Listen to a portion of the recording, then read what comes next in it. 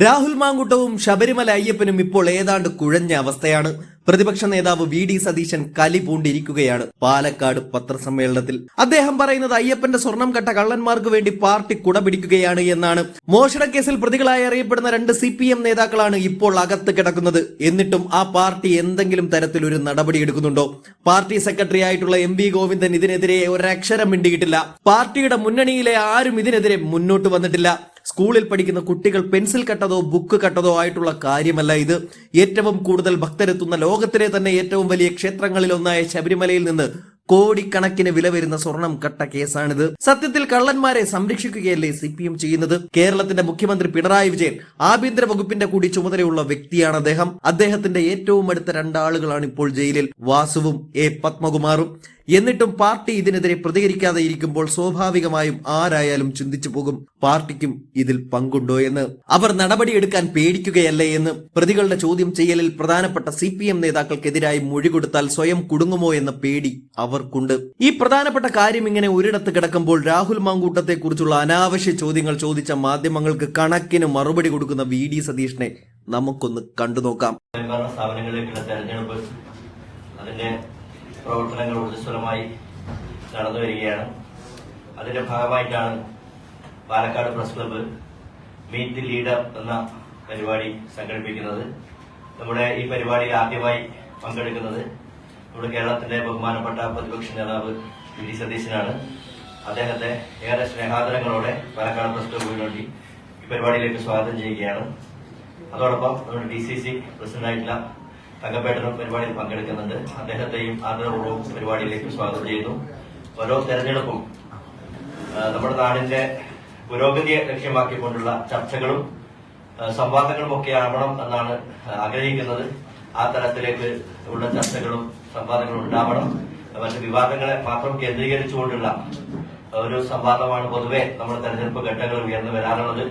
ഏത് പക്ഷത്തായാലും അതിന്റെ ഒരു അന്തിമ ഉൽപ്പന്നം എന്ന് പറയുന്നത് നാടിന്റെ പുരോഗതിയെ ലക്ഷ്യമിട്ടുകൊണ്ടായിരിക്കണം എന്ന് പ്രതീക്ഷിക്കുന്നു. അത്തരം ചർച്ചകളും വികസന കാഴ്ചപ്പാടുകളും ഒക്കെ പങ്കുവെക്കുന്നതിന് വേണ്ടി ഇവിടെ എത്തിച്ചേർന്നിട്ടുള്ള നേതാക്കളെ ഒരിക്കൽ കൂടി സ്വാഗതം ചെയ്യുന്നു. നമ്മുടെ എല്ലാ മാധ്യമ പ്രവർത്തകരെയും സ്നേഹപൂർവ്വം സ്വാഗതം ചെയ്തുകൊണ്ട് സംസാരിക്കുന്നതിന് വേണ്ടി അദ്ദേഹത്തെ ക്ഷണിക്കുകയാണ്. നമ്മുടെ പാലക്കാട് പ്രസ് ക്ലബിൽ ഒരിക്കൽ കൂടി നിങ്ങളെല്ലാം കാണാൻ കഴിഞ്ഞതിനുള്ള സന്തോഷം ഞാൻ പങ്കുവയ്ക്കുന്നു. ഇവിടെ പറഞ്ഞതുപോലെ നമ്മുടെ തെരഞ്ഞെടുപ്പ് കാലമാണ്. ഈ തെരഞ്ഞെടുപ്പ് നമുക്കറിയാം, വരാൻ പോകുന്ന നിയമസഭാ തെരഞ്ഞെടുപ്പിന് തൊട്ടു മുമ്പായി നടക്കുന്ന തെരഞ്ഞെടുപ്പ് എന്നതിന്റെ രാഷ്ട്രീയ പ്രാധാന്യം ഞാൻ പ്രസിഡന്റ് പറഞ്ഞത് ഞാൻ ആവർത്തിക്കുകയാണ്. നമുക്ക് ഇത്തരം തെരഞ്ഞെടുപ്പുകൾ വളരെ ഗുണനിലവാരമുള്ള ചർച്ചകൾക്ക് വഴിതെളിക്കണമെന്നാണ് ഞങ്ങളുടെ അഭിപ്രായം. കാരണം ജനാധിപത്യത്തിന്റെ മനോഹാരിതയാണ് നല്ല സംവാദങ്ങൾ, നല്ല ചർച്ചകൾ, ഡിബേറ്റും ഡിസ്കോഴ്സും ജനാധിപത്യത്തിന് ഏറ്റവും ഫലം ഉണ്ടാക്കും. മാത്രമല്ല അതിനൊരു ഗുണപരമായ ഒരു പരിണത ഫലം കൂടി എല്ലാ സംവാദങ്ങൾക്കും ഉണ്ടാകും. അതിന്റെ ബെനഫിഷ്യറീസ്, ഗുണഭോക്താക്കൾ എന്ന് പറയുന്നത് ഏറ്റവും സാധാരണക്കാരായ മനുഷ്യരാണ്. സംവാദങ്ങളും വിവാദങ്ങളും ഉണ്ടാകുന്നതിന്റെ അന്തിമമായി അതിന്റെ ഗുണഫലം അനുഭവിക്കേണ്ടത് ഗുണഭോക്താക്കളായിട്ട് സാധാരണക്കാരാണ്. ഞങ്ങൾ തീർച്ചയായും കേരളത്തിൽ 9.5 വർഷക്കാലം അധികാരത്തിലിരിക്കുന്ന ഒരു ഗവൺമെന്റിന് പ്രതിപക്ഷം എന്നുള്ള നിലയിൽ അവർക്കെതിരായിട്ടുള്ള ഒരു കുറ്റപത്രം സമർപ്പിച്ചുകൊണ്ട് ഞങ്ങൾ ജനങ്ങളുടെ കോടതിയിൽ അവരെ വിചാരണ ചെയ്യാൻ ഞങ്ങൾ ഈ തെരഞ്ഞെടുപ്പിൽ ശ്രമിക്കുമ്പോൾ സംശയമില്ല. ഗവൺമെന്റിന്റെ തെറ്റായ കാര്യങ്ങളെ എണ്ണി പറഞ്ഞുകൊണ്ട് ഗവൺമെന്റിന്റെ പരാജയങ്ങളെ ജനങ്ങളുടെ മുന്നിൽ ഓർമ്മപ്പെടുത്തി അതിനു വേണ്ടിയിട്ടുള്ളൊരു വിചാരണ, സർക്കാരിന്റെ വിചാരണ ജനങ്ങൾ ചെയ്യുന്ന ഒരു അവസരമാക്കി തെരഞ്ഞെടുപ്പിനെ മാറ്റി. അതുകൊണ്ട് തന്നെ ഞങ്ങൾ കഴിഞ്ഞ ആഴ്ച തന്നെ സർക്കാരിനെതിരായിട്ടുള്ള വിശദമായ ഒരു കുറ്റപത്രം സമർപ്പിച്ചിട്ടുണ്ട്. അത് എല്ലാ വീടുകളിലും ഞങ്ങൾ എത്തിയിട്ടുണ്ട്. അതേ അവസരത്തിൽ സർക്കാരിനെ കുറ്റപ്പെടുത്തുകയും സർക്കാരിനെ വിമർശിക്കുകയും ചെയ്യുമ്പോൾ പ്രതിപക്ഷത്തോടും ഒരു ചോദ്യം ഉണ്ടാവും സ്വാഭാവികമായി. നിങ്ങൾ എന്ത് ചെയ്യും? ഞങ്ങൾക്ക് കൃത്യമായ ബദൽ പദ്ധതികളുണ്ട്, ബദൽ പരിപാടികൾ ഞങ്ങൾക്കുണ്ട്. എല്ലാ കാര്യങ്ങൾക്കും എവിടെയാണ് സർക്കാരിന് വീഴ്ച പറ്റിയത് അവിടെയെല്ലാം അതിന് ബദലായിട്ടുള്ള പരിഹാര മാർഗങ്ങൾ ഞങ്ങളുണ്ട്. ഉദാഹരണത്തിന് ഞങ്ങളുടെ ഒരു മുഖ്യമായ ആരോപണം കേരളത്തിന്റെ സമ്പദ് വ്യവസ്ഥ ഇവർ തകർത്തു. അടുത്ത വർഷം ഇവർ അധികാരത്തിൽ നിന്ന് പുറത്തിറങ്ങുമ്പോൾ 6 ലക്ഷം കോടിയിൽ അധികം വരുന്ന വലിയ ബാധ്യതയിലേക്ക് ഈ സംസ്ഥാനത്തെ തള്ളിവിട്ടുകൊണ്ടാണ് ഈ ഗവൺമെന്റ് താഴേക്ക് പോകുന്നത് എന്നാണ്. അപ്പോ ഈ സാമ്പത്തികമായി നമ്മുടെ കേരളത്തിന്റെ ഭരണ രാഷ്ട്രീയ ചരിത്രത്തിൽ ഒരിക്കലും കേരളത്തിന്റെ സമ്പദ് വ്യവസ്ഥ ഇതുപോലെ തകർന്നുപോയ ഒരു സാഹചര്യം ഉണ്ടായിട്ടില്ല. അപ്പോ സ്വാഭാവികമായ ചോദ്യം വരും, നിങ്ങൾ അധികാരത്തിൽ വന്നാൽ, ഞങ്ങൾ അധികാരത്തിൽ വന്നാൽ ഞങ്ങൾക്ക് ഈ തകർന്നിരിക്കുന്ന സമ്പദ് വ്യവസ്ഥയെ മെച്ചപ്പെടുത്താനുള്ള കൃത്യമായ പദ്ധതികൾ ഞങ്ങൾ വിവിധ വിഷയങ്ങളിൽ കഴിഞ്ഞ കുറേ മാസങ്ങളായി ഗവേഷണ തുല്യമായ പഠനങ്ങൾ ഞങ്ങൾ നടത്തി എല്ലാ കാര്യങ്ങളും. ഇപ്പൊ ഞങ്ങൾ പറഞ്ഞു ആരോഗ്യ കേരളം വെന്റിലേറ്ററിലാണ് എന്നുള്ളൊരു ആരോപണം ഉന്നയിച്ചു. മരുന്നില്ല, ശസ്ത്രക്രിയാ ഉപകരണങ്ങളില്ല, നിരവധിയായിട്ടുള്ള പ്രശ്നങ്ങൾ റിപ്പോർട്ട് ചെയ്യപ്പെടുന്നു. അപ്പോ വെന്റിലേറ്ററിലായ ആരോഗ്യ കേരളത്തെ രക്ഷപ്പെടുത്താൻ വേണ്ടിയിട്ടുള്ള പദ്ധതികൾ ഞങ്ങൾക്കുണ്ട്. ഞങ്ങളൊരു UDF ചരിത്രത്തിലാദ്യമായി ഒരു പ്രതിപക്ഷം ഹെൽത്ത് കമ്മീഷനെ രൂപീകരിച്ചു. ഞങ്ങൾ ഹെൽത്ത് കോൺക്ലേവ് നടത്തി. കേരളത്തിന്റെ വിവിധ ജില്ലകളിൽ 300ഓളം ഡോക്ടർമാർ ഫലപ്രദമായ ഒരു ആരോഗ്യ നയം രൂപീകരിക്കുന്നതിന് വേണ്ടിയിട്ടുള്ള ചർച്ചയിലാണ്. ജനുവരി ആകുമ്പോൾ നമ്മളത് ചെയ്യും. ഉന്നത വിദ്യാഭ്യാസ രംഗത്ത് കുട്ടികൾ ബ്രെയിൻ ഡ്രെയിനാണ് നടക്കുന്നത്. കേരളത്തിൽ നിന്ന് പോവുകയാണ് വിദേശ രാജ്യങ്ങളിൽ. ഞങ്ങൾ ഹയർ എഡ്യൂക്കേഷൻ കോൺക്ലേവ് നടത്തി. വിദേശ രാജ്യങ്ങളിൽ നിന്ന് ഉൾപ്പെടെയുള്ള അക്കാഡമിഷ്യന്മാരെ പങ്കെടുപ്പിച്ചുകൊണ്ട് നടത്തിയ അതിന്റെ ഒരു ഡോക്യുമെന്റ് ഞങ്ങൾ ഉണ്ടാക്കിയിട്ടുണ്ട്, ഡ്രാഫ്റ്റ് ഡോക്യുമെന്റ്. ആ ഡോക്യുമെന്റ് കേരളത്തിലെ സർവകലാശാല ആസ്ഥാനങ്ങളിലെല്ലാം ആ ഡ്രാഫ്റ്റ് ഡോക്യുമെന്റ് വെച്ച് ചർച്ചയാണ്. അതിന്റെ ഒരു റിസൾട്ട് ഉണ്ടാവും. ആ റിസൾട്ട് ഞങ്ങൾ ജനുവരിയിൽ ഞങ്ങൾ പ്രഖ്യാപിക്കും. കാർഷിക മേഖലയിൽ, വന്യജീവി ആക്രമണവുമായി ബന്ധപ്പെട്ട പ്രശ്നങ്ങളിൽ, തീരദേശത്തെ വിഷയങ്ങളിൽ, SC STയുമായി ബന്ധപ്പെട്ടവരുടെ അലോക്കേഷൻ കാര്യങ്ങൾ എല്ലാം ചെയ്യും. ഈ അധികാര വികേന്ദ്രീകരണവുമായി ബന്ധപ്പെട്ട് ഞങ്ങൾ ഇത് ഉണ്ടായതിനു ശേഷം ഈ സംസ്ഥാനത്തിലുണ്ടായ കോട്ടങ്ങളെയും നേട്ടങ്ങളെയും ഞങ്ങൾ വിലയിരുത്തിയിട്ടുണ്ട്. അപ്പൊ അധികാര വികേന്ദ്രീകരണത്തെ, ആ സംവിധാനത്തെ, ലോക്കൽ ബോഡികളെ വേറൊരു തലത്തിലേക്ക് കൊണ്ടുപോകേണ്ട സമയം അതിക്രമിച്ചിരിക്കുന്നു. അതുകൊണ്ടുള്ള വലിയ പ്രഖ്യാപനങ്ങളാണ് ഞങ്ങൾ നടത്തിയിട്ടുള്ളത്. വലിയ പഠനത്തിന് ശേഷം നടത്താൻ പറ്റാവുന്ന കാര്യങ്ങൾ മാത്രം. അതിൽ ഏറ്റവും പ്രധാനപ്പെട്ട ഒരു പദ്ധതി കേരളത്തിനെ 0 വേസ്റ്റ് ആക്കി മാറ്റുന്നതാണ്. നമുക്ക് ഒരുപാട് ടൂറിസ്റ്റുകൾ വരുന്ന സംസ്ഥാനമാണ് കേരളം. 0 വേസ്റ്റ് ആക്കി മാറ്റിയാൽ അതിന്റെ പരിണത ഫലം കേരളത്തിന്റെ ഇക്കോണമിയിൽ വരെ, കേരളത്തിന്റെ സമ്പദ് വ്യവസ്ഥയിൽ വരെ അതിന്റെ ഇമ്പാക്ട് ഉണ്ടാവും എന്ന് ഞങ്ങൾ കരുതുന്നു. അതുപോലെ 3.5 ലക്ഷം പേരെയാണ് കേരളത്തിൽ പട്ടികടിച്ചിട്ടുള്ളത്. 2014 4 കോടി രൂപയുടെ വാക്സിൻ മേടിച്ച സ്ഥലത്ത് 2023 മേടിച്ചിരിക്കുന്ന 24 കോടി രൂപയുടെ വാക്സിനാണ്. 3.5 ലക്ഷം പേരെ പട്ടികടിച്ചു. ഈ ഒരു മെസ്സേജ് പുറത്തോട്ട് പോയല്ലോ, കേരളത്തിലേക്ക് ആരെങ്കിലും വരുമോ? അപ്പോൾ പൂർണ്ണമായി തെരുവ് നായ്ക്കളുടെ ശല്യത്തിൽ നിന്ന് കേരളത്തെ മോചിപ്പിക്കുന്നതിന് വേണ്ടിയിട്ടുള്ള ശാസ്ത്രീയമായ പദ്ധതികൾ നടപ്പാണ്. ഉമ്മൻചാണ്ടിയുടെ കാലത്താണ് ആദ്യമായിട്ടൊരു ദാരിദ്ര്യമുക്ത പരിപാടി തുടങ്ങിയത്, ആശ്രയ പദ്ധതി. ഇന്നത്തെ സാഹചര്യത്തിന് അനുഗുണമായി അതിന് കറസ്പോണ്ടിങ് ആയി ആ പദ്ധതിയെ നവീകരിച്ച് ആശ്രയ 2 ഞങ്ങൾ നടപ്പാം. അതുപോലെ ഓരോ പ്രദേശങ്ങളിൽ ഓരോ ലോക്കൽ ബോഡിക്ക് കീഴിലും ഓരോ സാധ്യതകളാണ്. ചില സ്ഥലത്ത് അനന്തമായ ടൂറിസം സാധ്യതകളുണ്ട്. ചില സ്ഥലത്ത് കാർഷിക മേഖലയിൽ അവരുടെ ഉൽപ്പന്നങ്ങളെ വാല്യൂ ആഡഡ് പ്രോഡക്റ്റ് ആക്കി മാറ്റാൻ പറ്റുന്ന വ്യവസായ സംരംഭങ്ങൾ തുടങ്ങാം. കാർഷിക മേഖലയ്ക്ക് കൂടുതൽ ഊന്നൽ കൊടുക്കുക.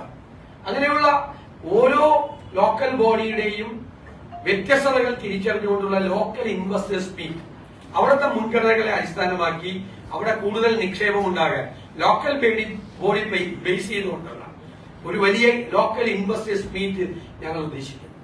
അതുപോലെ കുടുംബശ്രീ പൂർണ്ണമായ ഒരു നവീകരണത്തിന് വിധേയമാകേണ്ട സമയം അതിക്രമിച്ചിരിക്കുന്നു.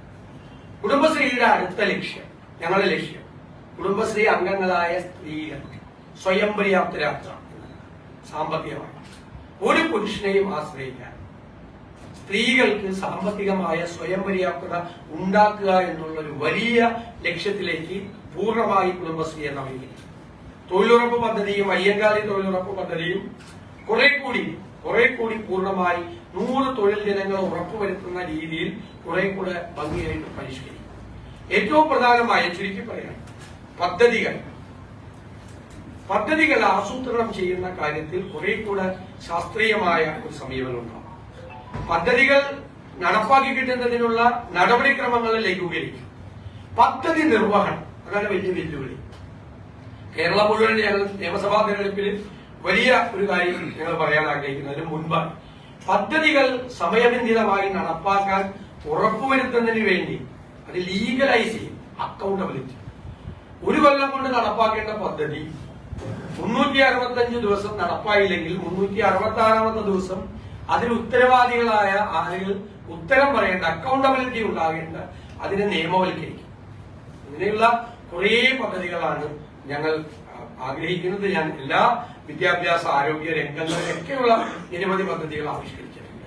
അപ്പൊ ഒരു സാധാരണക്കാരന്റെ ജീവിത നിലവാരത്തിൽ മാറ്റമുണ്ടാകുന്ന തരത്തിൽ ലോക്കൽ ബോഡികളെയും ഗവൺമെന്റുകളെയും ബന്ധപ്പെടുത്തിക്കൊണ്ട് കുറെ കൂടെ സ്വാതന്ത്ര്യം പ്രാദേശിക സർക്കാരുകൾക്ക് നൽകിക്കൊണ്ടുള്ള പദ്ധതിയാണ് ഞങ്ങൾ ആവിഷ്കരിച്ചിട്ടുള്ളത്.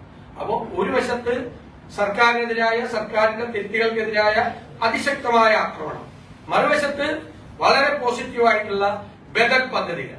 ഈ രണ്ട് രീതിയിലാണ് ഞങ്ങൾ ഈ തെരഞ്ഞെടുപ്പിനെ കൈകാര്യം ചെയ്യുന്നത്. കഴിഞ്ഞ ആഴ്ച കുറ്റപത്രം സമർപ്പിച്ചു. ഇന്നലെ ഞങ്ങൾ മാനിഫെസ്റ്റോയും ഞങ്ങൾ കൊണ്ടുവന്നു. ഇതാണ് ഈ തെരഞ്ഞെടുപ്പിൽ ഞങ്ങൾ ലക്ഷ്യമാക്കുന്നത്. ഞാൻ ചുരുക്കി പറഞ്ഞത്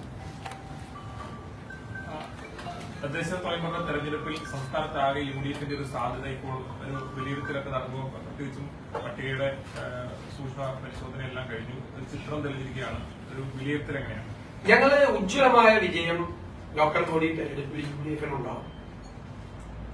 കാരണം കഴിഞ്ഞ എല്ലാ ഉപതെരഞ്ഞെടുപ്പുകളിലും നല്ല വിജയമുണ്ടായി. ലോക്കൽ ബോഡിയിലേക്ക് നടന്ന എല്ലാ ഉപതെരഞ്ഞെടുപ്പുകളിലും ഞങ്ങൾക്ക് എച്ചുണ്ടായി. ഞങ്ങൾക്കായിരുന്നു മുൻതൂക്കം. പിന്നെ ഞങ്ങൾ നല്ല തയ്യാറെടുപ്പുകൾ നടത്തിയിട്ടുണ്ട്. ഞങ്ങൾ ഒരു വർഷം മുമ്പേ സംസ്ഥാനത്തെ മുഴുവൻ വാർഡ് കമ്മിറ്റികൾ രൂപീകരിച്ചു. ഞങ്ങൾ ഡോർ ടു ഡോർ ക്യാമ്പയിൻ നടത്തി എല്ലാ വീടുകളിലും. ഞങ്ങൾ വോട്ടർ പട്ടികയിൽ സമീപകാല ചരിത്രത്തിൽ ഏറ്റവും ഭംഗിയായി വോട്ടർ പട്ടികയിൽ പേര് ചേർത്തു. നല്ല മുന്നൊരുക്കങ്ങൾ നടത്തിയിട്ടാണ് തെരഞ്ഞെടുപ്പിനെ നേരിടുന്നത്. സർക്കാരിനെതിരായിട്ടുള്ള അതിശക്തമായ ഒരു പ്രതിഷേധം കൂടി ജനങ്ങളുടെ ഇടയിൽ ഉണ്ട് എന്ന് ഞങ്ങളുടെ ഫീഡ്ബാക്ക് അതാണ്. അപ്പൊ അതുകൂടി ചേരുമ്പോൾ ഞങ്ങളുടെ തയ്യാറെടുപ്പുകളും ജനങ്ങൾക്കുള്ള പ്രതീക്ഷകളും എല്ലാം വെച്ച് ചേരുമ്പോൾ നല്ല വിജയം, തിളക്കമാർന്ന വിജയം ഈ തെരഞ്ഞെടുപ്പിൽ യുഡിഎഫിന് ഉണ്ടാകും എന്ന് ഞങ്ങൾ പാലക്കാട് ജില്ലയിൽ പൊതുവെ യുഡിഎഫ് പക്ഷത്തെ അപേക്ഷിച്ച് എൽഡിഎഫ് പക്ഷത്തെ കൂടുതലാണ്. പി കെ ശശിയെ പോലെയുള്ള ആളുകൾ CPM വിരുദ്ധമായിട്ട് മത്സരിക്കുന്നുണ്ട്. ഇപ്പൊ ഈ ഒരു ഘട്ടം കഴിഞ്ഞ് പി കെ ശശിയെ പോലെ കൊഴിഞ്ഞാമ്പാറയുടെ വിമതരെ പോലെയുള്ള ആളുകൾ കൂടെ ചേർത്താൻ യുഡിഎഫിന്റെ ഭാഗത്ത് നിന്ന് എന്തെങ്കിലും നടപടികൾ ഉണ്ടാകും? ഞാൻ വ്യക്തികളെ കുറിച്ചോ പാർട്ടികളെ കുറിച്ചോ ഒന്നും പറയുന്നില്ല. ഈ തെരഞ്ഞെടുപ്പ് കഴിയുന്നതോടുകൂടി യുഡിഎഫിന്റെ അടിത്തറ വിപുലീകരിക്കും. അത് പാലക്കാട് ജില്ലയിലും അതിന്റെ പ്രതിഫലനങ്ങൾ ഉണ്ടാവും. പാലക്കാട് ഇടതുപക്ഷ മുന്നണിയിൽ പ്രധാനപ്പെട്ട കക്ഷികളായ CPMലും CPIയിലും വലിയ അന്തഛിദ്രമാണ്, ഭയങ്കര പോരാണ് അല്ലേ നടക്കുന്നത്. അതിന്റെയൊക്കെ ഒരു ഔട്ട്കം ഉണ്ടാവും, ഒരു പരിണത ഫലമുണ്ടാവും. അപ്പൊ തെരഞ്ഞെടുപ്പ് കഴിയുന്നതോടുകൂടി ഗൗരവതരമായ, ഞാൻ വ്യക്തികളെയോ പാർട്ടികളെയോ ഒന്നും പറയുന്നില്ല, ഗൗരവതരമായ രീതിയിലുള്ള ഒരു മാറ്റം സംസ്ഥാനത്തുടനീളം യുഡിഎഫിന്റെ അതിശക്തമായ അടിത്തറ വിപുലപ്പെടുത്തുന്ന തീരുമാനങ്ങൾ ഉണ്ടാവും. അതിന്റെ ഭാഗമായി പാലക്കാടും പ്രധാനപ്പെട്ട ചില തീരുമാനങ്ങളുണ്ടാവും. ഇപ്പൊ തന്നെ പട്ടാമ്പിയിൽ ഞങ്ങളുടെ കൂട്ടത്തിൽ നിന്ന് മാറി നിന്നിരുന്നൊരു വലിയ ടീം പാർട്ടിയിലേക്ക് തിരിച്ചു വന്നു. CPIയുമായും CPMുമായും പിണങ്ങി നിൽക്കുന്ന വലിയൊരു വിഭാഗം പല സ്ഥലത്തും പ്രാദേശികമായി ആ തെരഞ്ഞെടുപ്പിൽ ഞങ്ങളുമായിട്ട് ധാരണ ഉണ്ടാക്കിയിട്ടുണ്ട്. ഞങ്ങളുടെ രാഷ്ട്രീയ നേതൃത്വത്തിന്റെ അറിവോടുകൂടിയാണ് അത് ചെയ്തിരിക്കുന്നത്. ജില്ലാ കോൺഗ്രസ് കമ്മിറ്റിക്ക് ഞങ്ങൾ ജില്ലാ UDF കമ്മിറ്റിക്കും അതിനുള്ള നിർദ്ദേശങ്ങൾ ഞങ്ങൾ നൽകിയിട്ടുണ്ട്. അത് തുടരും. ഈ കുടുംബശ്രീ ശാക്തീകരിക്കുന്നതാണല്ലോ. മുമ്പ് UDF ഒരു ജനശ്രീ തുടങ്ങി, അതിന്റെ അവസ്ഥ അല്ല, UDF അങ്ങനെ ജനശ്രീ KPCCയുടെ നേതൃത്വത്തിൽ നേരത്തെ ഒരു സ്വയം സഹായ സംഘങ്ങൾ രൂപീകരിച്ചു. അതും കുടുംബശ്രീ വരെ ഈ ഇത്തവണ KSU ഉൾപ്പെടെയുള്ള അങ്ങനെ യൂത്ത് കോൺഗ്രസ് അങ്ങനെ ഒരു പ്രാതിനിധ്യം കൊടുത്തിട്ടുണ്ട്. അതൊക്കെ ഒരു വിഷന്റെ ഭാഗമായിട്ട് തീരുമാനിച്ചതാണോ? തീർച്ചയായിട്ടും ഞങ്ങള് നിയമസഭാ തെരഞ്ഞെടുപ്പിലും ഞങ്ങൾ ആഗ്രഹിക്കുന്നത് നല്ല രീതിയിൽ യുവാക്കൾക്ക്, ചെറുപ്പക്കാർക്ക് സീറ്റുകൾ കൊടുക്കണമെന്നാണ്. സ്ത്രീകൾക്ക്, ഇവിടെ പിന്നെ സ്ത്രീകൾക്ക് പ്രത്യേകിച്ച് 50% സംവരണമുണ്ട്. പല സ്ഥലത്തും 60% ആ സംവരണം UDFിന്റെ പല സ്ഥലങ്ങളിൽ കൂടി ആയിട്ടാണ് കൊടുത്തിരിക്കുന്നത്. നിയമസഭാ തെരഞ്ഞെടുപ്പിലും കൂടുതൽ സ്ത്രീകൾക്കും ചെറുപ്പക്കാർക്കും അവസരം കൊടുക്കണമെന്നാണ്. അപ്പൊ ആ നിർദ്ദേശം UDFിന്റെ പ്രത്യേകിച്ച് കോൺഗ്രസിന്റെ താഴെത്തട്ടിൽ കൂടുന്നുണ്ട്. ഒരുപാട് ചെറുപ്പക്കാർ സംസ്ഥാനത്തുടനീളം മത്സര രംഗത്ത്. ഇപ്പൊ പാണക്കാട് തങ്ങള് വരെ പറഞ്ഞത് മലബാറിൽ മുസ്ലിം ലീഗിന് കിട്ടിയ ഒരു പ്രാതിനിധ്യം പാലക്കാട് കഴിഞ്ഞാൽ തെക്കോട്ടേക്ക് കിട്ടിയിട്ടില്ല എന്നൊരു പരാതി പറഞ്ഞിരുന്നു. പ്രസംഗത്തിലാണ് അത്തരത്തിലൊരു പരാമർശം നടത്തിയത്. ഞങ്ങൾ പൊതുവെ ടീം UDF ആയിട്ട് തന്നെയാണ് നിന്നിരിക്കുന്നത്. ഞങ്ങള് നല്ല രീതിയിലാണ്. കാരണം കഴിഞ്ഞ തദ്ദേശ സ്വയംഭരണ സ്ഥാപന തെരഞ്ഞെടുപ്പുമായിട്ട് കമ്പയർ ചെയ്ത് താരതമ്യപ്പെടുത്തിയാൽ എല്ലാം വളരെ നന്നായിട്ടാണ് പോയിരിക്കുന്നത്. ഉദാഹരണത്തിന് മലപ്പുറം ജില്ലയിൽ തന്നെ കഴിഞ്ഞ പ്രാവശ്യം 35 പഞ്ചായത്തുകളിൽ തർക്കമായിരുന്നു അല്ലെ. സാമ്പാർ മുന്നണി എന്നൊക്കെ നിങ്ങൾ പേരിട്ട് വിളിച്ചാൽ ഇപ്പൊ അവിടെ വല്ല തർക്കമുണ്ടോ? 20 വർഷമായി ലീഗും കോൺഗ്രസും തമ്മിൽ തർക്കം ഉണ്ടായിരുന്ന കൊണ്ടോട്ടിയിലെ മുഴുവൻ തർക്കവും തീർത്തു. 20 വർഷമായിട്ട് നിലനിന്നില്ല. അങ്ങനെ ഒരുപാട് പ്രശ്നങ്ങൾ ഈ തെരഞ്ഞെടുപ്പിൽ പോകുമ്പോൾ കേരളത്തിൽ ഒരു പഞ്ചായത്തിലോ ഒരു കോർപ്പറേഷനിലോ ഒരു മുനിസിപ്പാലിറ്റിയിലോ ലീഗ് കോൺഗ്രസ് തർക്കമൊന്നും ഉണ്ടായിരുന്നില്ല, എല്ലാ സ്ഥലത്തും. അപ്പൊ കുറെ കൂടി അർഹത, കുറെ കൂടി അവരെ അക്കോമഡേറ്റ് ചെയ്യണമായിരുന്നു. തീർച്ചയായിട്ടും ഇനിയുള്ള സമയത്ത് അത് ശ്രദ്ധിക്കും കൂടുതൽ. വെൽഫെയർ പാർട്ടിയുമായി ചില പ്രാദേശിക നീക്കുപോക്ക് UDF-നുണ്ട് എന്ന് സാദിഖലി തങ്ങൾ പറഞ്ഞിട്ടുണ്ടായിരുന്നു. അല്ല, ചില സ്ഥലങ്ങളിൽ ഞാൻ പറഞ്ഞു അവര് ഞങ്ങളുടെ മുന്നണിയുടെ ഭാഗമല്ല. അവര് ഞങ്ങൾക്ക് പിന്തുണ നൽകിയിട്ടുണ്ട്. അവര് ആ പിന്തുണ ഞങ്ങൾ സ്വീകരിച്ചിട്ടുണ്ട്. ചില സ്ഥലങ്ങളിലൊക്കെ UDF-ന്റെ സ്ഥലങ്ങളിൽ അവരുമായിട്ട് ധാരണയായിരുന്നു. തദ്ദേശ തെരഞ്ഞെടുപ്പിലും ആ പിന്തുണ സ്വീകരിക്കുന്നുണ്ട്. തീർച്ചയായിട്ടും ആ പിന്തുണ ഞങ്ങൾ നിരസിച്ചിട്ടില്ല. ആ പിന്തുണ ഞങ്ങൾ സ്വീകരിക്കുന്നു. ആ പിന്തുണക്കെതിരെ സുന്നി സംഘടനകൾ സിറാജ് ഉൾപ്പെടെ സുന്നി സംഘടനകൾ വളരെ ശക്തമായിട്ട് അതൊക്കെ സമുദായങ്ങളിലൊക്കെയുള്ള തർക്കങ്ങളിലൊന്നും ഞങ്ങൾ ആരെയും UDF സ്വീകരിക്കുന്ന അവർക്ക് അവരുടേതായ അഭിപ്രായം പറയാനുള്ള സ്വാതന്ത്ര്യം അവർക്കുണ്ട്. ഇവിടെ ഈ ഉപതെരഞ്ഞെടുപ്പില് രാഹുൽ മാങ്കൂട്ടത്തിൽ വിജയിച്ച സമയത്ത് ആദ്യം ആഹ്ലാദ പ്രകടനമായിട്ട് രംഗത്ത് വന്ന SDPI ആണ്. അപ്പൊ അവരുടെ ഒരു പിന്തുണയും അത്തരത്തിൽ ലഭിക്കുകയാണെങ്കിൽ വെൽഫെയർ പാർട്ടി ഞങ്ങളത് പാർലമെന്റ് തെരഞ്ഞെടുപ്പിൽ ഞങ്ങൾ വളരെ വ്യക്തമായിട്ട് പറഞ്ഞിട്ടുണ്ട്. കേരളത്തിന്റെ രാഷ്ട്രീയ ചരിത്രത്തിൽ ആദ്യമായി ഒരു രാഷ്ട്രീയ പാർട്ടിയും ഒരു മുന്നണിയും നിങ്ങളുടെ പിന്തുണ വേണ്ട എന്ന് പറഞ്ഞത് ആരാ? നിങ്ങളൊന്നും അത് വലിയ വാർത്തയാക്കിയില്ല. ആരാ വാർത്തയാക്കിയത്? കേരള രാഷ്ട്രീയത്തിൽ ഒറ്റ മുന്നണി അങ്ങനെ പറഞ്ഞിട്ടുള്ളൂ, UDF അല്ലേ? അങ്ങനെ പറഞ്ഞിട്ടുള്ളൂ. പിന്നെ പാലക്കാട് UDF ജയിച്ചു കഴിഞ്ഞപ്പോ പ്രകടനം നടത്തി കഴിയുമ്പോൾ ഞങ്ങൾക്ക് എന്ത് ചെയ്യാൻ പറ്റും? ഞങ്ങൾക്ക് ആരോടെങ്കിലും പ്രകടനം നടത്താതിരിക്കാം. നിങ്ങൾ പ്രകടനം നടത്താൻ പാടില്ല എന്ന് പറയാനുള്ള അധികാരം ഞങ്ങൾക്ക് ഉണ്ടാവും. ഞങ്ങൾ ജയിച്ചത് ഞങ്ങളുടെ വോട്ട് കൊണ്ടാണ്. ഞങ്ങൾ 18,000 വോട്ടാണ് ജയിച്ചത്. ഉജ്ജ്വലമായ വിജയമാണ് നേടിയത്. അതിനെ ചെറുതാക്കി കാണിക്കാൻ വേണ്ടിയിട്ട് ചില മാധ്യമങ്ങളും CPM നറേറ്റീവുകളൊക്കെ കൊണ്ടുവന്നാണ്. അവര് തന്നെ പ്രകടനം നടത്തിച്ചാണെന്ന് ഞങ്ങൾക്ക് സംശയമുണ്ട്. ഇതിന്റെ ഈ ഞങ്ങളുടെ ഗ്രേസ് കളയാൻ വേണ്ടി. സംസ്ഥാന ഭരണത്തിൽ ഉള്ളതുപോലെ തന്നെ 10 വർഷത്തോളമായിട്ട് പാലക്കാട് നഗരസഭയിലും കോൺഗ്രസ് രണ്ടാമതാണ്. അപ്പൊ ഇക്കുറി ഈ പാലക്കാട് നഗരസഭയെ സംബന്ധിച്ച് എന്താണ് ഉദ്ദേശിച്ചത്? പാലക്കാട് നഗരസഭയിൽ ഇപ്രാവശ്യം വിസ്മയങ്ങളുണ്ടാവും. കാരണം പാലക്കാട് നഗരസഭ UDF തിരിച്ചുപോയി. അതാണ് ഞങ്ങളുടെ പ്രതീക്ഷ. ഞങ്ങൾക്ക് ഇതുവരെ കിട്ടിയിരിക്കുന്ന ഫീഡ്ബാക്ക് വളരെ പോസിറ്റീവായിട്ടുള്ള ഇതാണ്. ഞങ്ങൾക്കറിയാം, ഞങ്ങൾ കഴിഞ്ഞ ഉപതെരഞ്ഞെടുപ്പിൽ പോലും പാലക്കാട് ടൗണിൽ BJPയെ ഞങ്ങള് ബഹുദൂരം ഞങ്ങൾ പിന്നിലാക്കി. വളരെ ഫ്രണ്ടിലേക്ക് ഞങ്ങൾ പോകുന്നു. നല്ല BJP കേന്ദ്രങ്ങളിൽ പോലും, ഞാൻ ആ തെരഞ്ഞെടുപ്പിന് മേൽനോട്ടം വഹിച്ച ഒരാളാണ്. BJP കേന്ദ്രങ്ങളിൽ പോലും സാധാരണ ഞങ്ങളുടെ സ്ക്വാഡ് പ്രവർത്തനം നടത്താത്ത BJP കേന്ദ്രങ്ങളിൽ പോലും ഞങ്ങൾ നിർബന്ധിച്ച് സ്ക്വാഡ് പ്രവർത്തനം നടത്തിയപ്പോൾ വളരെ പോസിറ്റീവായിട്ടുള്ള റിയാക്ഷൻ ആണ് കിട്ടിയത്. ഞാനത് അന്നെല്ലാം അനലൈസ് ചെയ്ത ഞങ്ങളെ അത്ഭുതപ്പെടുത്തിയ തരത്തിലാണ്. കാരണം അവർക്ക് മടുത്തു. ഇത് അഴിമതിയാണ്, ഇവര് തമ്മിത്തല്ലലാണ്. നിങ്ങൾക്കറിയാലോ BJPയിൽ ഒക്കെ നടക്കുന്നത് അടിയല്ലേ. പാലക്കാട് BJPയിലും CPM-ലും CPI-ലും ഒക്കെ നടക്കുന്നത് കൂട്ടിയ അടിയാണ് അല്ലേ. അത് BJPയിൽ അത് വളരെ വ്യക്തമാണ്. പല ചേരികളായിട്ട് തിരിയാണ്. അപ്പൊ ഇപ്രാവശ്യം നല്ല ഭരണം ഉണ്ടാവാൻ UDF-ന് നഗരസഭ UDF പിടിക്കുമെന്നതാണ് ഞങ്ങളുടെ അസസ്മെന്റ്. പാലക്കാട് മുനിസിപ്പാലിറ്റിയിൽ കോൺഗ്രസിന്റെ ചില സിറ്റിംഗ് സീറ്റുകളിലെ DCC വിമതരായി മത്സരിക്കുന്നു. ചെറിയ ചില സ്ഥലങ്ങളിലൊക്കെ ഉണ്ട്. അതൊക്കെ ഇനി സമയമില്ല. ഞാൻ അതൊക്കെ നമുക്ക് ഇനിയും സമയമുണ്ടല്ലോ. ഇതിനൊക്കെ കുറെ ആൾ പൊക്കോളും. BJP അകറ്റി നിർത്താൻ വേണ്ടി പാലക്കാട് നഗരസഭ പോലുള്ള സ്ഥലത്ത് ഇടതുപക്ഷത്തിന്റെ ഒരു പിന്തുണ തേടേണ്ട ഒരു സാഹചര്യം അങ്ങനെ ഉണ്ടാവും? തീർച്ചയായിട്ടും ഇല്ല. ഞങ്ങൾ ഒരു സ്ഥലത്തും BJPയുമായിട്ടും CPM-ഉമായിട്ടും ഇടതുമുന്നണിയായിട്ടല്ല, CPM-ഉമായിട്ടും BJPയുമായിട്ടും ഒരു സ്ഥലത്തും കാര്യമില്ല. ഒരു പ്രധാന വിഷയം എന്ന് പറയുന്നത് രാഹുൽ മാങ്കൂട്ടത്തിലുമായി ബന്ധപ്പെട്ട പുതിയ ഓഡിയോ സംഭാഷണങ്ങൾ, അതിന്റെ ഗുരുതരമായ സ്വഭാവത്തിലുള്ള ഓഡിയോ സംഭാഷണങ്ങൾ ഇന്നലെ പുറത്തു വരുന്ന സാഹചര്യം ഉണ്ടായി. ആ സംഭാഷണവുമായി ബന്ധപ്പെട്ട് പ്രതിപക്ഷ നേതാവ് ഇതിൽ ശക്തമായ നിലപാടെടുത്ത ആളാണ്. പക്ഷെ രാഹുൽ ഇപ്പോഴും ഇവിടെ പലതരത്തിലും സജീവമാണ്. പ്രത്യേകിച്ചും കോൺഗ്രസിന്റെ പ്രവർത്തനങ്ങൾക്കുൾപ്പെടെ സജീവമാണ്. എന്താണ് നിലപാട്? ഞങ്ങൾ ഈ കാര്യത്തിൽ വളരെ ക്ലിയർ അല്ലേ? അത് പ്രതിപക്ഷ നേതാവ് എടുത്ത നിലപാടല്ലല്ലോ. പാർട്ടി നേതൃത്വം യുനാനിമസ് ആയി ഏകകണ്ഠമായി എടുത്തൊരു തീരുമാനമാണ്. പിന്നെ നിങ്ങളിപ്പോ ഈ ചോദ്യം എന്ന് പറയുന്നത് ഒരേ കാര്യത്തിന് 2 പ്രാവശ്യം നടപടി എടുക്കാൻ പറ്റും. ഒരേ കാര്യത്തിന് ഞങ്ങൾ നടപടി എടുത്തില്ലേ? ആ നടപടി എടുത്ത പാർട്ടിയാണ് കോൺഗ്രസ്. ആ നടപടി എടുത്തു. ആ നടപടി ഇപ്പോ നിലനിൽക്കുകയാണ്. ഇതേ ചോദ്യം നിങ്ങൾ ചോദിക്കേണ്ടത് ആരോടാണ്? 2 CPM നേതാക്കന്മാര് ശബരിമലയിലെ സ്വർണ്ണക്കള്ള നടത്തിന് ജയിലിലാണ്. മോഷണ കേസിൽ പ്രതികളാണ്. അറിയപ്പെടുന്ന 2 CPM നേതാക്കന്മാർ. ആ പാർട്ടി ഒരു നടപടി എടുത്തോ? അതാണ് ഞങ്ങളുടെ ചോദ്യം. ആ പാർട്ടി ഒരു നടപടി എടുത്തോ? മിണ്ടുന്നില്ലല്ലോ MV ഗോവിന്ദൻ, പാർട്ടി സെക്രട്ടറി.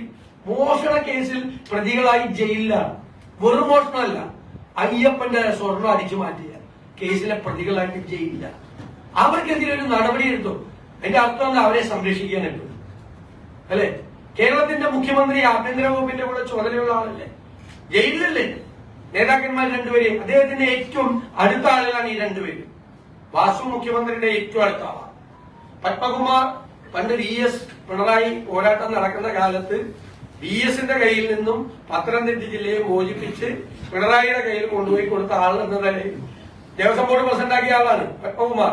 ഈ 2 പേരും ഞാൻ വീണ്ടും അടിവരയിട്ട് പറയുന്നു, അയ്യപ്പന്റെ സ്വർണം മോഷ്ടിച്ച മോഷണ കേസിൽ പ്രതികളായി ജയിലിൽ നിൽക്കുകയാണ്. എന്നിട്ടൊരു പാർട്ടി കുട പിടിച്ചു കൊടുക്കുക. അപ്പൊ പാർട്ടിക്ക് പങ്കുണ്ടോ? അതാണ് എന്റെ അർത്ഥം. നടപടി എടുക്കാൻ എന്തുകൊണ്ടാണ് പേടിക്കുന്നത്? അവര് പ്രധാനപ്പെട്ട CPM നേതാക്കന്മാർക്കെതിരായി മൊഴി കൊടുക്കുന്നുള്ള പേടിയാണ്. അതാണ് അല്ലെ പേടി. അതുകൊണ്ടാണ് ഉണ്ടാക്കിയിരിക്കുന്നത്. നിങ്ങൾ ഈ ചോദ്യം MV ഗോവിന്ദനോടും പിണറായി വിജയനോടും നിങ്ങൾ ചോദിക്കണം. എന്തുകൊണ്ടാണ് മാധ്യമ പ്രവർത്തകരോട് ചോദിക്കാത്തവരോട്? മോഷണ കേസിൽ പ്രതിയായിട്ട് 2 പേരും ജയിലിൽ. എന്നിട്ടൊരു വിഷയം വന്നപ്പോൾ നടപടിയെടുത്ത ഞങ്ങളോട് അതേ കാര്യത്തില് ഞങ്ങളോട് എന്തിനാ ചോദിക്കുന്നത്? ആ കാര്യം ഞങ്ങൾ ക്ലിയർ ആണ്.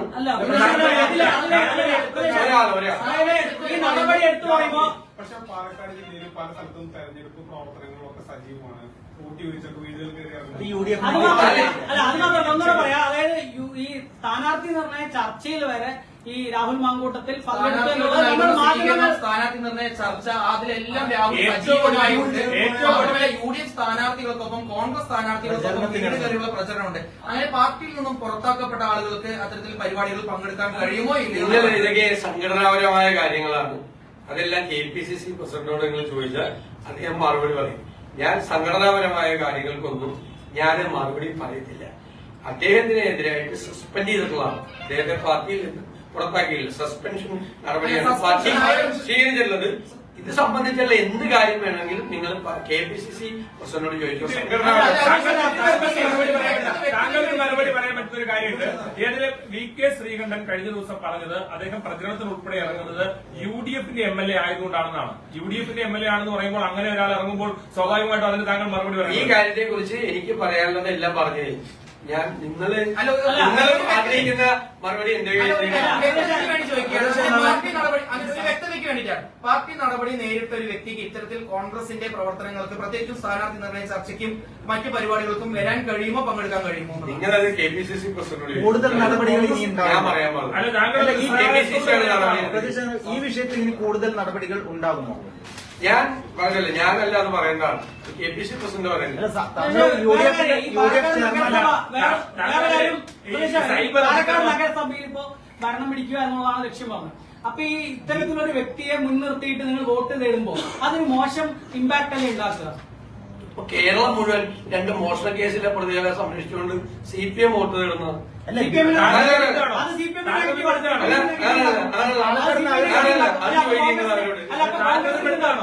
കോൺഗ്രസിന്റെ കാര്യത്തിൽ എന്താ ഞാൻ ഇതിന്റെ അകത്ത് വളരെ ക്ലിയർ ആയിട്ട് പറഞ്ഞില്ലേ? നിങ്ങൾ എന്തിനാണ് ഈ ചോദ്യം ചോദിക്കുന്നത്? ഇപ്പോ ഞങ്ങൾ ഈ വിഷയം ഞങ്ങളുടെ മുമ്പിൽ വന്നപ്പോൾ ഞങ്ങൾ നടപടിയെടുത്തു. നിങ്ങൾ നടപടി എടുക്കാത്ത ആളുകളോട് പോയി ചോദിക്കും എന്തിനാ ഞങ്ങളോട് എന്താ? ഞാൻ ഒറ്റ ചോദ്യത്തിൽ എന്റെ മറുപടി ഒറ്റ വാചകമാണ്. ഒരേ കാര്യത്തിൽ ഒരു വ്യക്തിക്കെതിരായി 2 പ്രാവശ്യം നടപടി എടുക്കാൻ പറ്റുമോ?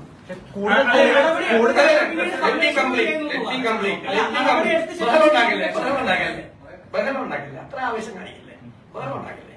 ഞാൻ മറുപടി പറയല്ലേ, ഒറ്റ വാക്ക് നിങ്ങളുടെ എല്ലാ ചോദ്യങ്ങൾക്കും എന്റെ ഒറ്റ വാചകത്തിലുള്ള മറുപടിയാണ്. നടപടി എടുത്ത ഒരു പാർട്ടിയുടെ പ്രതിനിധിയായിട്ടാണ് ഞാനിവിടെ ഇരിക്കുന്നത്. ഒരേ കാര്യത്തിൽ ഒരു വ്യക്തിക്കെതിരായിട്ട് 2 പ്രാവശ്യം നടപടി എടുക്കാൻ പറ്റുമോ? അത്രയേ ഉള്ളൂ. സസ്പെൻഷന്റെ മാനദണ്ഡം എങ്ങനെയാണ്? സസ്പെൻഷൻ എങ്ങനെയാണ്? അല്ലെ ഒരാൾക്ക് എങ്ങനെയാണ് പെരുമാറാൻ കഴിയുക? എല്ലാ പ്രിവിലേജോടും കൂടി രാഹുലും ഞങ്ങൾ എല്ലാ പ്രിവിലേജോടും കൂടി ഇവിടെ നടക്കുകയാണ്. സസ്പെൻഷനിലായ ഒരു കോൺഗ്രസ് ഒരു പൊതുപ്രവർത്തകൻ വീണ്ടും ഇത്രയും ഗുരുതരമായ ഒരു കേസിൽ സസ്പെൻഷൻ നേരിടുന്ന ഒരാൾ സാങ്കേതികമായി പുറത്താക്കില്ല എന്ന് പറയുന്നു. പക്ഷെ ഈ സസ്പെൻഷനിലുള്ള ഒരാൾ വീണ്ടും പൊതുപ്രവർത്തന രംഗത്ത് സജീവമാകുന്നത് ഒരു നല്ല മാതൃകയാണോ? അതിപ്പം സംഘടനാപരമായി ഞാൻ പറയാനുള്ളത് ഞാൻ പറഞ്ഞു. ഇത് നിങ്ങൾ ആഗ്രഹിക്കുന്ന മറുപടി നിങ്ങൾ എന്തായാലും ഞാൻ ഇത് വളരെ കൃത്യമായിട്ട് പറഞ്ഞാണെങ്കിൽ നിങ്ങൾക്ക് ഓരോരുത്തർക്കും ഇഷ്ടപ്പെട്ട ടൈറ്റിൽ ആയിരിക്കുമല്ലോ നിങ്ങൾ കൊടുക്കുന്നത്. അങ്ങനെ പറഞ്ഞു ഇങ്ങനെ ഞാൻ പറയാത്ത കാര്യമായിരിക്കുമല്ലോ കൊടുക്കുന്നത്.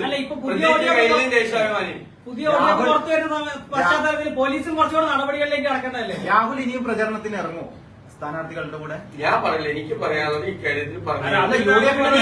ബന്ധപ്പെട്ട് ഒരു ചോദ്യത്തിന് എനിക്ക് മറുപടിയില്ല. പിന്നെ നിങ്ങൾ ചോദിച്ചോണ്ടിരുന്നോ?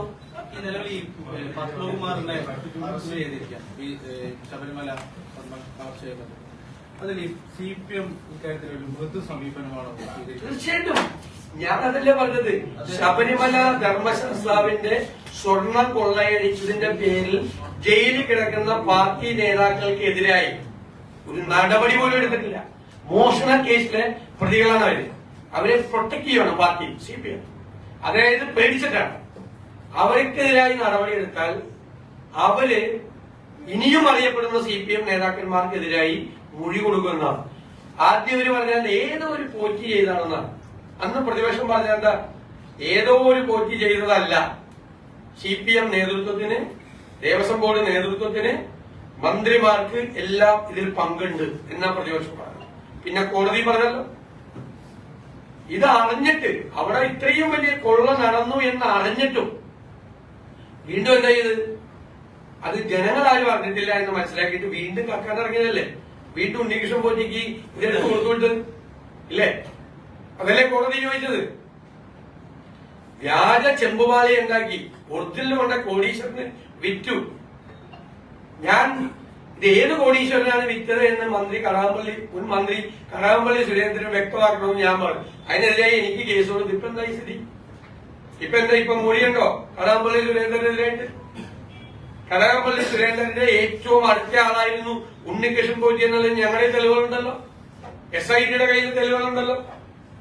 ഉണ്ണികൃഷ്ണൻ പോറ്റിയെ ദേവസ്വം ബോർഡ് പ്രസിഡന്റിന് അടക്കമുള്ള ആളുകൾക്ക് പരിചയപ്പെടുത്തി കൊടുത്ത ആളല്ലേ കടകംപള്ളി സുരേന്ദ്രൻ, അന്നത്തെ ദേവസ്വം മന്ത്രി. രാഷ്ട്രീയ നേതൃത്വത്തിന്, CPM നേതൃത്വത്തിന് ശബരിമലയിലെ സ്വർണ്ണക്കൊള്ളയിൽ പങ്കുണ്ട്. ഞങ്ങൾ പറഞ്ഞ എല്ലാ കാര്യങ്ങളും പ്രതിപക്ഷം പറഞ്ഞപ്പോ പലരും വിമർശിച്ചു. പ്രതിപക്ഷം പറഞ്ഞ എല്ലാ കാര്യങ്ങളും ഹൈക്കോടതിയുടെ വിധിയിൽ അടിവരയിട്ട് പറഞ്ഞു. SIT അത് അന്വേഷിച്ചപ്പോ ഓരോരുത്തരായിട്ട് ജയിലിലേക്ക് പോകല്ലേ? ജയിലിലേക്കുള്ള ഘോഷയാത്രയല്ലേ തുടങ്ങിയിരിക്കുന്നത് അല്ലേ? CPM മറുപടി പറയണ്ടേ? ഈ നിലവിലെ അന്വേഷണത്തില് തൃപ്തിയുണ്ടോ? അതായത് അല്ല, നിലവിലെ അന്വേഷണം ഞങ്ങൾ ആവശ്യപ്പെട്ടിരുന്നത് CBI അന്വേഷണമാണ്. പക്ഷെ കോടതി ഇടപെട്ടിട്ട് കോടതി SITയെ നിയമിച്ചു. SITയെ സൃഷ്ടിക്കാൻ ഗവൺമെന്റിനോടല്ല കോടതി പറഞ്ഞു. കോടതി തന്നെ SITയിലെ അംഗങ്ങളെ സെലക്ട് ചെയ്തു. എന്നിട്ട് കോടതി SITയോട് പറഞ്ഞു, നിങ്ങൾ റിപ്പോർട്ട് ഒരിടത്തും കൊടുക്കരുത്, ഇവിടെ മാത്രമേ വരാൻ പാടുള്ളൂ. ഗവൺമെന്റിൽ അത്രയും വിശ്വാസമുള്ളൂ. ഗവൺമെന്റ് കൊടുത്താൽ ഇത് പാലിക്കും. മനസ്സിലായി? സർക്കാർ ഹൈക്കോടതിയുടെ നേരിട്ടുള്ള നിയന്ത്രണത്തിൽ അന്വേഷണം അതിന് വിശ്വാസമുണ്ട്. അവർ നല്ല രീതിയിൽ പോകുമെന്നാണ് ഞങ്ങളുടെ പ്രതീക്ഷ. ഇപ്പൊ പോയിക്കൊണ്ടിരിക്കുന്നുണ്ട്. ഇനി ഒന്നും കൂടി ഇതാകണമെന്ന് മാത്രമേ. ഈ മുൻ മന്ത്രിയിലേക്ക് വരണമല്ലോ, വരാൻ തെളിവുകളുണ്ടല്ലോ. ഞങ്ങളുടെ കയ്യിലുണ്ട്, SITയുടെ കയ്യിലുണ്ടല്ലോ തെളിവ്. ഞങ്ങൾ വെറുതെ ഒന്നും വ്യക്തിപരമായിട്ട് ആരും ഡാമേജ് ചെയ്യാൻ വേണ്ടി പറയില്ലല്ലോ. ഞാനത് പറഞ്ഞപ്പോ എനിക്കെതിരായിട്ട് കേസ് കൊടുത്താലും ഇപ്പൊ എവിടെയെങ്കിലും അല്ല പോയില്ല എന്നാണ് വിചാരം. കാരണം കേന്ദ്ര ഏജൻസി അല്ലല്ലോ അന്വേഷിക്കുന്നത്. കേന്ദ്ര ഏജൻസിയാണ് അന്വേഷിക്കണമെങ്കിൽ ബിരിയാണി ചെമ്പ് പോലെ പോയത്. 5 ലക്ഷം വീടുകൾ നമ്മൾ പറയുന്നു 5 വർഷം കൊണ്ട്. അത് എങ്ങനെയാണ് നിങ്ങൾ കൃത്യമായിട്ട് അഡ്മിഷൻ ചെയ്യുന്നത്? അത് ഞങ്ങൾ പ്ലാൻ ചെയ്ത് ഞങ്ങൾ തന്നെ നേരത്തെ 5 ലൈഫ് മിഷൻ വരുന്നതിന് 5 സ്കീമാണ് ലൈഫ് മിഷൻ മാർക്ക് ചെയ്തത്. അത് ഞാനൊന്ന് സ്റ്റഡി ചെയ്തു. ഉമ്മൻചാണ്ടിയുടെ കാലത്ത് ഈ 5 സ്കീമിലും കൂടി 5 കൊല്ലം കൊണ്ട് 4,55,000 വീട് പണിതു. ഇവര് ലൈഫ് മിഷൻ കൊണ്ട് 9.5 കൊല്ലം കൊണ്ട് അത്ര ആയിട്ടില്ല. അപ്പൊ 5 കൊല്ലം കൊണ്ട് 5 ലക്ഷം വീട് ചെയ്യാൻ പറ്റും.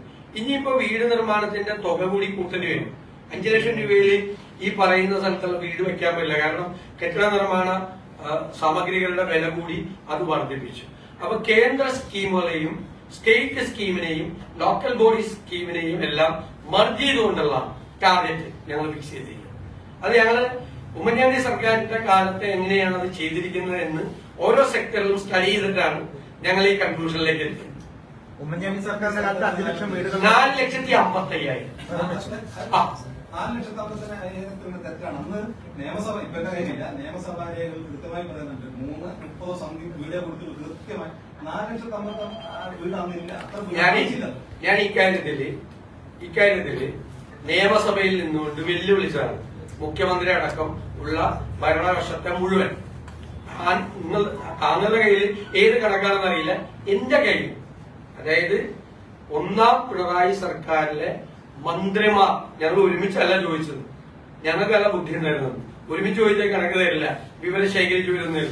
ഞങ്ങൾ ഓരോ ഡിപ്പാർട്ട്മെന്റിൽ, അതായത് ലോക്കൽ ബോഡി, പിന്നെ കേന്ദ്ര സ്കീമിന്റെ അകത്ത് ചെയ്തത്, നമ്മുടെ മത്സ്യത്തൊഴിലാളികൾക്ക് വേണ്ടി ചെയ്തത്, പട്ടികജാതിക്കാർക്ക് ചെയ്തത്, പട്ടികവർഗക്കാർക്ക് ചെയ്തത്, ഇതെല്ലാം സെപ്പറേറ്റ് ചോദിച്ച് സെപ്പറേറ്റ് മന്ത്രിമാർ നിയമസഭയിൽ തന്ന മറുപടിയുണ്ട്. ഞാനാണത് നിയമസഭയിൽ അവതരിപ്പിക്കുന്നത്. ഇതെല്ലാം കൂടി കൂട്ടിയിട്ടാണ് 4,55,000.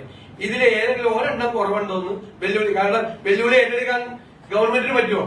കാരണം എന്താ, അവരുടെ മന്ത്രിമാര് തന്നെ എഴുതി തന്നിരിക്കുന്ന സാധനമാണ്. ഇപ്പൊ ഇവിടുന്ന് പോകുന്നതിന് തരാം അതിന്റെ കണക്ക് മന്ത്രിമാര് തന്നതിന്റെ കുഴപ്പമില്ല. ഈ വയനാട് ജില്ലാ പഞ്ചായത്ത് സ്ഥാനാർത്ഥി നിർണയത്തിന് മുസ്ലിം വിഭാഗത്തിന് സീറ്റ് നൽകിയില്ലെന്ന് സമസ്ത ഒരു വിമർശനം ഉന്നയിച്ചിട്ടുണ്ട്. അങ്ങനെ ഏതെങ്കിലും തരത്തിൽ അങ്ങനെ നമ്മളൊരു സാമുദായികമായിട്ടല്ല നമ്മൾ സീറ്റ് നിശ്ചയിക്കുന്നത്. ഓരോ സീറ്റും പരിശോധിച്ചിട്ടാണ് ഞങ്ങൾ സാധാരണ സീറ്റ് കൊടുക്കുമ്പോൾ എല്ലാവരുടെയും ഒരു ക്രോസ് സെക്ഷൻ സാധാരണ അതിൽ വരും. അത് എവിടെയെങ്കിലും ഒരു കുറവോ തെറ്റോ പറ്റിയിട്ടുണ്ടെന്ന് തീർച്ചയായിട്ടും പരിശോധിക്കും. ആര് പറഞ്ഞാലും പരിശോധിക്കും. ഈ പാലക്കാട് നഗരസഭ അടക്കം BJP 10 വർഷമായി ഭരിക്കുന്നു. അപ്പൊ അത് തിരിച്ചു പിടിക്കാനുള്ള ഒരു ശ്രമമാണ് UDF നടത്തിക്കൊണ്ടിരിക്കുന്നത്. ആ സമയത്താണ് ശശി തരൂർ കേന്ദ്ര സർക്കാരിനെ അതേപോലെ തന്നെ BJP ഒക്കെ പുകഴ്ത്തിക്കൊണ്ട് രംഗത്ത് വരുന്നത്. അത് തിരിച്ചടിയാവില്ല. ഞാൻ അതിനെ കുറിച്ചൊന്നും നോ കമന്റ്സ്. കാരണം അദ്ദേഹം എന്നേക്കാൾ മുതിർന്ന നേതാവാണ്, കോൺഗ്രസ് വർക്കിംഗ് കമ്മിറ്റിയിലെ അംഗമാണ്. അദ്ദേഹത്തെ കുറിച്ചൊരു കമന്റ് ഞാൻ പറയാൻ പാടില്ല. ഞാൻ അദ്ദേഹത്തെക്കാൾ താഴ്ന്ന രീതിയിൽ നിൽക്കുന്ന ഒരാൾ. എനിക്ക് ഒരു കോൺഗ്രസ് വർക്കിംഗ് കമ്മിറ്റി അംഗത്തെ വിമർശിക്കാൻ പറ്റില്ല. ദേശീയ നേതൃത്വം അതിനെ കുറിച്ചുള്ള അഭിപ്രായം തിരിച്ചടി ആവില്ല ഇത്തരം പരാമർശങ്ങൾ. ഇവിടെ ഒന്നുമല്ലല്ലോ വിഷയം. നമ്മൾ തദ്ദേശ സ്വയംഭരണ തെരഞ്ഞെടുപ്പിൽ എന്ത് വിഷയമാണ് ചർച്ച ചെയ്യുന്നതെന്ന് വളരെ ക്ലിയർ ആണ്. ഒന്ന് സർക്കാരിനെതിരായിട്ടുള്ള കുറ്റപത്രം, 2 UDFന്റെ മാനിഫെസ്റ്റോ. ഇത് രണ്ടുപേരും ചർച്ച. ഇതിന്റെ അജണ്ട ഈ തെരഞ്ഞെടുപ്പിലെ അജണ്ട അത് പ്രതിപക്ഷമാണ്. ജനങ്ങൾ പ്രതിപക്ഷത്തിന്റെ കൂടെയാണ്. അതുകൊണ്ട് ജനങ്ങൾ ആ പ്രതിപക്ഷം മുന്നോട്ട് വയ്ക്കുന്ന അജണ്ടയായിരിക്കും, പൊളിറ്റിക്കൽ അജണ്ടയായിരിക്കും ഈ തെരഞ്ഞെടുപ്പിൽ. Political agenda plus development agenda, വികസന അജണ്ട. ഇത്തരത്തിൽ മുന്നേറ്റം ഉണ്ടാക്കുന്ന ഒരു സംസ്ഥാന തലത്തിന്റെ പറയുന്നത് താങ്കളുടെ ഒരു അനാലിസിസ്, UDFന്റെ അനാലിസിസ് BJPക്ക് മുന്നേറ്റമായിരിക്കും അതോ മുന്നോട്ട് പോകലായിരിക്കും? BJP ചിത്രമാണ്. അങ്ങോട്ടും ഇങ്ങോട്ടും ഭയങ്കര അടിയും പോകലാണ്. നിങ്ങൾ തിരുവനന്തപുരത്തൊക്കെ ഭയങ്കര പ്രശ്നമാണ്. എല്ലാ സ്ഥലത്തും ഭയങ്കര രൂക്ഷമായ അഭിപ്രായ വ്യത്യാസങ്ങൾ. ഈ പുതിയ നേതൃത്വത്തെ അവരുടെ പഴയ നേതൃത്വം അംഗീകരിച്ചിട്ടില്ല. ഞാൻ കരുതുന്നില്ല അവർ കയറി വരുന്നു. ഈ CPM പോലെ എവിടെയെങ്കിലും ധാരണ ഉണ്ടാക്കി അത് മാത്രമല്ല, അല്ലെങ്കിൽ കയറി വരില്ല. പക്ഷെ എല്ലാം ഇങ്ങനെയൊക്കെ ആയിരുന്നു മറുപടി പറയും. ഒരു പാവത്തിനെ പോലെ നിങ്ങൾ ചോദിച്ച എല്ലാ ചോദ്യത്തിനും ഇതേപോലെ ആരും മറുപടി പറയും. ആകാശത്ത് നിന്ന് കീഴിലുള്ള എല്ലാത്തിനും ചോദിച്ചു, ഞാൻ എല്ലാത്തിനും മറുപടിയും പറഞ്ഞു. നിങ്ങൾക്കൊക്കെ നിങ്ങളെ ആരോടെങ്കിലും ചോദിക്കാൻ പറ്റും ഇതുപോലെ? സാധാരണഗതിയിൽ ഉണ്ടാവാത്തൊരു ചോദ്യം കൂടി ചോദിക്കട്ടെ. ഈ തദ്ദേശ തെരഞ്ഞെടുപ്പുമായിട്ട് ബന്ധപ്പെട്ടല്ല, ഈ ക്യാമ്പസ് രാഷ്ട്രീയവുമായി ബന്ധപ്പെട്ട് പണ്ട് സജീവമായ ചർച്ചകൾ ഉയർന്നു വരുന്നതായിരുന്നു. പ്രത്യേകിച്ച് LDF ആയിരുന്നു എല്ലാ കാലത്തും പ്രകടന പത്രികയിൽ വിദ്യാർത്ഥി രാഷ്ട്രീയം സജീവമാക്കും എന്നൊക്കെ പറയുന്നത്. പക്ഷെ അത്തരം കാര്യങ്ങളൊന്നും ഉണ്ടാവാറില്ല. പല ക്യാമ്പസുകളിൽ നിന്നും രാഷ്ട്രീയം പുറത്താണ്. അപ്പോ UDF അധികാരത്തിൽ വരുവാണെങ്കിൽ ആ കാര്യത്തിലൊരു സമീപനം ഉണ്ടാവും. തീർച്ചയായിട്ടും ക്യാമ്പസ് രാഷ്ട്രീയം ഉപേക്ഷിക്കണമെന്നുള്ള അഭിപ്രായത്തോട് ഞങ്ങൾക്ക് യോജിപ്പില്ല. ക്യാമ്പസ് രാഷ്ട്രീയം, ഈ അക്രമ രാഷ്ട്രീയം ഉപേക്ഷിച്ച് എന്തുകൊണ്ടാണ് ക്യാമ്പസ് രാഷ്ട്രീയത്തോട് ആളുകൾക്കും പൊതുസമൂഹത്തിനും കുട്ടികൾക്കും വെറുപ്പുണ്ടായത്? അത് അക്രമ രാഷ്ട്രീയമായി, ഏകാധിപത്യമായി, ഇടിമുറികളായി. കോളേജ് യൂണിയൻ ഓഫീസ് എന്ന് പറഞ്ഞാൽ ഇടിമുറികളായി മാറി. ആ വയലൻസ് പൂർണ്ണമായി ഇല്ലാതാക്കും. വയലൻസ് അവിടെ സർഗാത്മകമായ ഒരു കോളേജ് ക്യാമ്പസ് ഉണ്ടാകണം. അതിന് രാഷ്ട്രീയം ഉണ്ടാകണം. കുട്ടികൾ പൊളിറ്റിക്കലാകണം, കുട്ടികൾ അപ്പൊളിറ്റിക്കലാകണം. അരാഷ്ട്രീയവാദികളായി കുട്ടികൾ വളരരുത്. രാഷ്ട്രീയം പൊളിറ്റിക്കലായിട്ട് കുട്ടികൾ വരണം.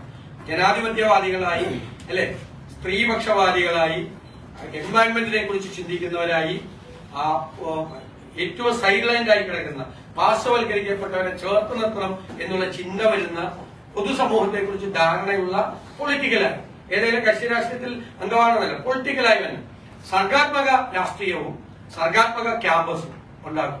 ഈ അക്രമ രാഷ്ട്രീയം അവസാനിപ്പിച്ച തന്നെ ഈ CPM-ന്റെ അതേ പണി ഈ SFI ഒക്കെ ക്യാമ്പസ് ചെയ്തതോടുകൂടിയാണ് ഈ ക്യാമ്പസ് രാഷ്ട്രീയത്തോട് ഒരു പൊതുസമൂഹത്തിനും പാരന്റ്സിനും ഒക്കെ വലിയ എതിർപ്പ് വന്നത്. അങ്ങനെ ഞാൻ ഒരു ചോദ്യം ശരി.